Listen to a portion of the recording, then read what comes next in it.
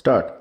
महोदय, मेरे विचार से भारत में ऐसे 5 आदिवासी क्षेत्र हैं जो जनसंख्या घनत्व के आधार पर अंतर रखते हैं, सामाजिक परिवर्तन के आधार पर अंतर रखते हैं विरम, लेकिन विकास की दृष्टि से बहुत अलग अलग हैं विरम।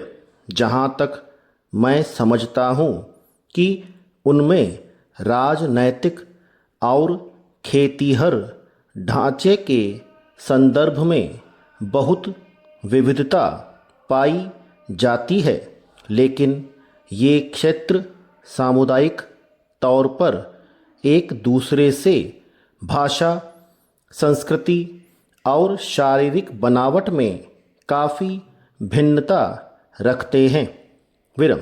मुझे यह कहने में कोई संकोच नहीं हो रहा है कि आदिवासी क्षेत्रों में सबसे गतिशील क्षेत्र उत्तर पूर्व का क्षेत्र दिखाई पड़ रहा है।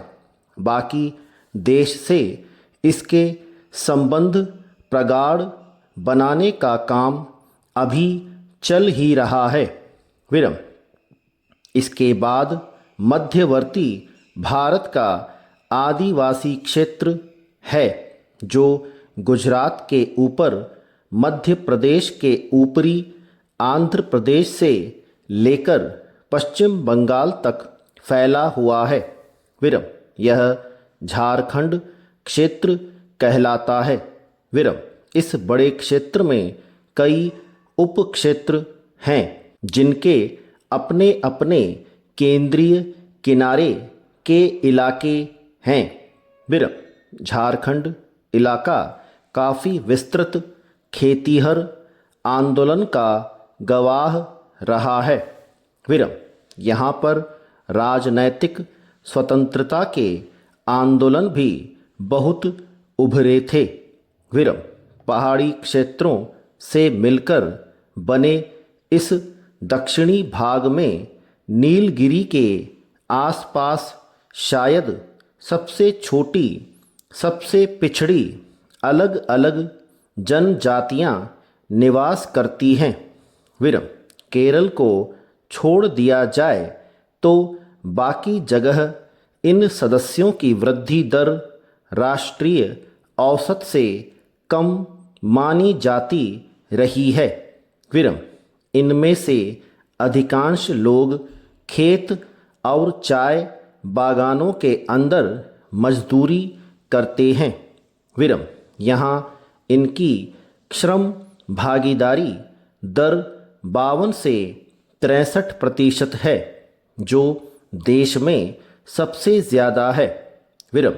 अलबत्ता टोडा कुर्चियान समुदायों में कुछ संपन्न तबका जरूर मालूम पड़ता है जिसने शिक्षा और नकद अर्थव्यवस्था का भरपूर फायदा उठाया है। पैरा भारत का उत्तर पश्चिमी हिमालय क्षेत्र सबसे विरल, सबसे कम संसाधनों वाला इलाका रहा है विरम। हिमाचल प्रदेश और उत्तर प्रदेश के आदिवासी सीमांत प्रदेश के सबसे गरीब पिछड़े इलाके के नाम से पुकारा जाता है विरम। इन इलाकों की जनसंख्या वृद्धि दर बहुत कम और श्रम भागीदारी दर बहुत ज़्यादा है विरम। यह हमारे लिए पीड़ा की बात है विरम। यह इलाका बहुपति प्रथा के लिए प्रसिद्ध है विरम। तिब्बत के साथ व्यापार खत्म हो जाने के बाद से इस इलाके के आदिवासियों की अर्थव्यवस्था गड़बड़ा चुकी है विरम। अंडमान निकोबार द्वीप समूह में मुख्यतः 2 जनजातीय समूह रहे हैं विरम। अंडमानी अलग थलग लगभग स्थिर आबादी वाला समूह होता है। विराम निकोबारी समूह बुलंद अर्थव्यवस्था, फलती फूलती आबादी के प्रतीक हैं। विराम आदिवासियों के बारे में लोगों से यह कहते हुए सुना है कि वह केवल नमक बाजार से लेता है, बाकी सब जंगल और प्राकृतिक तरीके से पैदा हुई चीज़ों से गुजारा कर लेता है। विराम वर्तमान स्थिति में पानी, सड़क, बिजली, स्कूल, संचार साधन मुहैया हो रहे हैं। स्टॉप।